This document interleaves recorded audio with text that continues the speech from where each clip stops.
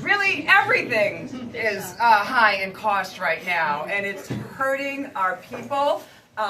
Brian understands that, and he will fix that. That's what he does for a living. He fixes things. He grows businesses, he fixes businesses, he helps create businesses, and he helps people do that. He spent his life doing that, and he has worked in our state government, reining in overspending in the MBTA, which is a Herculean, achievement in itself. As a mayor, I see how spending and what happens on Beacon Hill hurts our community, hurts our people, our families, our seniors, our veterans, and the spending spree that's happening on Beacon Hill, you know who takes the blame for it? We do. Me, Scott Martin, our city councilor.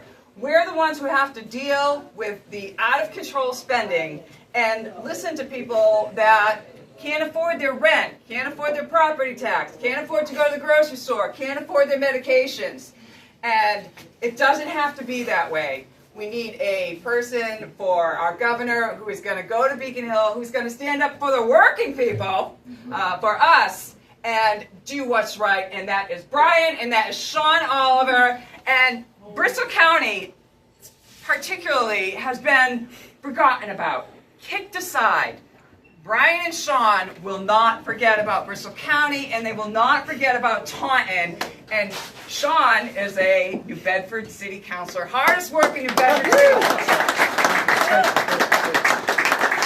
So he definitely feels our pain, me, Scott, all the city councilors, when it comes to local politics. And that's who we need as a lieutenant governor, someone who knows what it's like for cities and towns to struggle and survive with the out-of-control spending on Beacon Hill. So, let's do what we can, let's do what we have to get these guys elected on September 1st. Make sure you go out and vote, your families, your friends, and we are going to take back our state government. Thank you, Mayor. I got a few questions for the crowd, and these are yes or no questions. The first one is, does TauntoN have the best mayor in Massachusetts? Yeah. The second question is, TauntoN ready to send Shaun Oliver to Beacon Hill as our first Bristol County Lieutenant Governor? And the third question is, are you ready to send Maura Healey packing? You're 3 for 3, a perfect score. Let me thank the mayor for your support. Mayor Shaunna has done an incredible job in TauntoN on so many metrics. When you look at TauntoN, it was recently voted one of the best places to do business in the state. It's a business-friendly climate. You've won awards for expedited permitting, which means more businesses, more condos. I heard great stories about the splash pads that you put in as well. I learned something new today, talking to some young families about things like that the mayor's done to make life here better. And I think TauntoN is an example of what executive leadership looks like. Fiscal discipline, pro-business, pro-family. So I really, really appreciate your support. Scott Martin, thank you for being here. Appreciate you being here. I know Larry Quintal, who's no longer on the council, but was here. I think he may have stepped away. But I really appreciate the support. For those of you who don't know me, my name is Brian Shortsleeve. I'm a proud Marine. I'm an entrepreneur. Built a business here in Massachusetts. I'm a proven government reformer. And most importantly, I'm the father of 3 teenage boys. My wife Liz of 19 years. And when Liz and I talk about this race, it always comes back to our 3 sons because we want them to be in Massachusetts long term. We want them to come back from college and grow businesses here and raise their families here. But the truth is that under Maura Healey's leadership, Massachusetts has become the most expensive state in the nation, and we've got a lot of people and a lot of businesses walking out the door every day. One of the things they teach you in the Marine Corps about leadership is leadership means having a bias for action. It means taking action to solve problems. It means running at the problems. Leadership means putting the mission first and never backing down from a tough fight. My mission as governor will be to make this state more affordable so that businesses and families can live here. If you look at Healy's policies across the board, look at jobs and the economy. This was the fastest growing state in the whole country back between 2010 and 2020. It was a great place to start businesses and retain businesses. But today in Massachusetts, we are at the bottom of the list nationally on private sector job growth. We're at the bottom of the list nationally on new business formation. And we're at the bottom of the list nationally when it comes to job opportunities for 20-somethings with college degrees. And the reason that's happening is because businesses are choosing to grow elsewhere. If you look at the basic cost of living in Massachusetts, we now have the highest electricity cost in the entire continental United States. Here in Taunton, you have a municipal light plant. Amen. Thank you. And when you have a municipal plant, you don't get one of these in the mail, which is an Eversource bill. You're probably paying, I would bet, 16 to 18 cents a kilowatt hour. But for the 3 million people in Massachusetts that live in the Eversource or the National Grid areas, when you look at your bill today, 1/3 of your bill are state mandated fees. There's now 12 charges on that utility bill. And the reason that I never leave home without my Eversource bill is when I'm out talking to small businesses and families, this is what they want to talk about because they're getting crushed. Your utility bill should not look like a CVS receipt. It should be basic. And when I'm governor, day one, we will cut all of those state-mandated fees out of your bill. That would save the average family. That would save the average family almost 30% of that bill. And today in Massachusetts, about $480 per month across the course of the year is what families are paying in electric and gas. I also believe we've got to cut taxes. There was a ballot question that would have reduced the income tax from 5% to 4%. That's not only an advantage for families, that would have returned $1,400 to the average family, but it's also a huge boon to smaller businesses because most small companies pay at the individual rate. Yeah, we have a governor in Maura Healey who looked right in the camera on Channel 5 and said she does not believe that cutting taxes will make Massachusetts more affordable for middle-class families. That's ridiculous. Of course it will make Massachusetts more affordable. So I'm governor, we will cut taxes, we will cut fees, and then I will close with what the mayor talked about, which is state spending. State spending is completely out of control. Massachusetts does not have a revenue problem, we have a spending problem. In the last 5 years, we've had 200,000 taxpayers leave Massachusetts, but our state budget has grown by almost 60%. And what's the only thing in that entire budget that's not growing? Local aid. Local aid!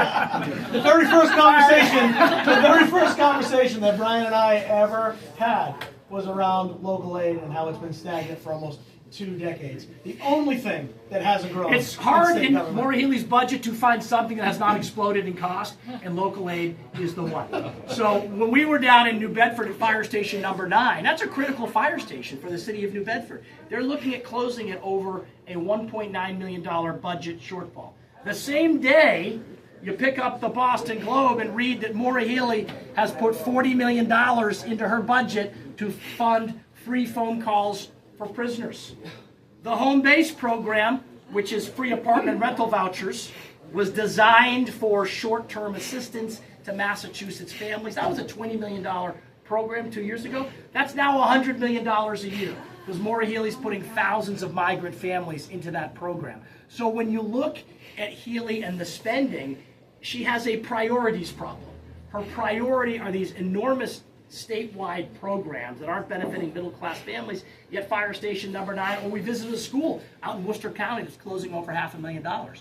So when I'm governor, we'll cut taxes, we'll cut fees, we will audit state government, we'll get spending under control, and when we do those things, we will make this state look more like Taunton. Pro-business, growing your population, growing your local economy with a great city council full of Republicans, I know, and independents who are lean Republican. Maybe that's a better way to put it. But I really appreciate your support. We are out every day. We're doing a ton of radio. We're doing a ton of TV. Shaun and I are barnstorming the state. We were in Fall River Saturday up to the Marshfield Fair. Good old-fashioned door knocking. Yep. Had a lot of good conversations. Yeah. Out west tomorrow. Jet set out to the Marshfield Fair here today. I was in Boston just a few hours ago, so we are crisscrossing this state.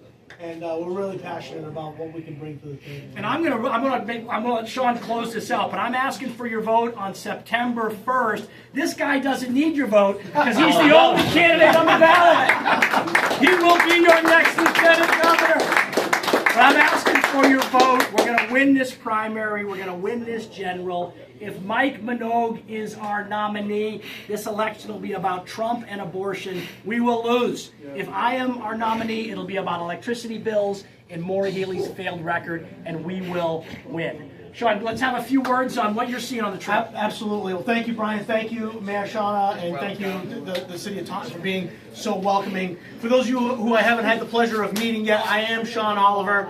I am the only candidate on the Lieutenant Governor ballot line who did it the right way, who got the signatures, who fought the fraud, and we're ready to take on Kim Driscoll and hopefully Maura Healey with Brian. But again, for those who don't know me, I am a father, a husband, a grandfather, a New Bedford City Councilor, a corrections officer, and somebody who's, like you, pissed off at our government. Pissed off that folks aren't listening to us.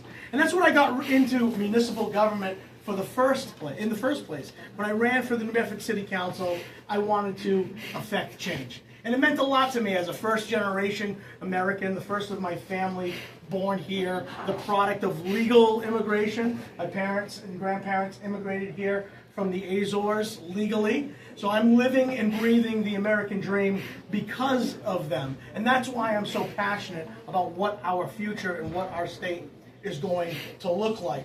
As a corrections officer, it absolutely sickens me that our cities and towns are less safe with the out-of-control parole board and these very soft-on-crime judges, all of which the governor and lieutenant governor have a huge role in the appointment of these positions. So as governor and lieutenant governor, we're looking to fire the parole board, hire people who are going to get it and keep public safety front of mind. We are going to look for judges who get it and hold our most heinous offenders to the letter of the law. And that's something that this administration is not doing. As a city councilor, I was looking for a partner in state government, something that we don't have right now. We heard briefly that local aid is stagnant. I'll talk about New Bedford. I know that firsthand. In 2008, the city of New Bedford was getting $28 million in the form of local aid. As we sit here today, the budget that we just passed for the city of New Bedford, anybody want to take a guess of what we're getting for local aid? $27 million. $28 million.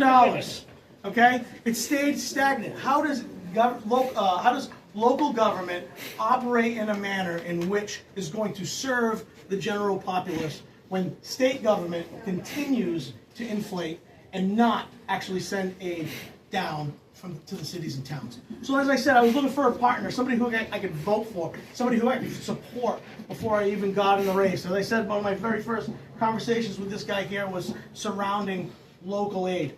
I wanted somebody who was going to be able to audit state government. How many of you guys in this room voted for the audit of the legislature? More than half, okay? More than half people voted in this room right now voted for the audit of the legislature. Brian is the only guy in this race who has audited a state agency. That is going to be crucial because even if we don't get the audit that we voted for, you need a governor and lieutenant governor who are going to roll up their sleeves or have short sleeves. How about no sleeves? Or no sleeves, whatever. Or sleeve for short. Yeah, I like that one.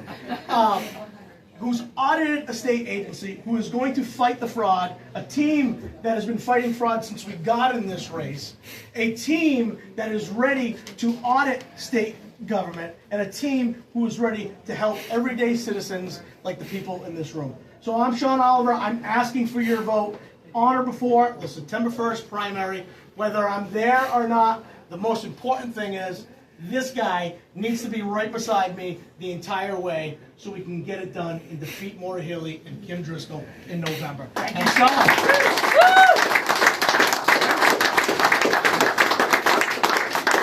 Well, I'm going to hang around, continue to talk to people, have questions, but I really appreciate everyone for being here. Brian, Oh, yeah, let me say hello.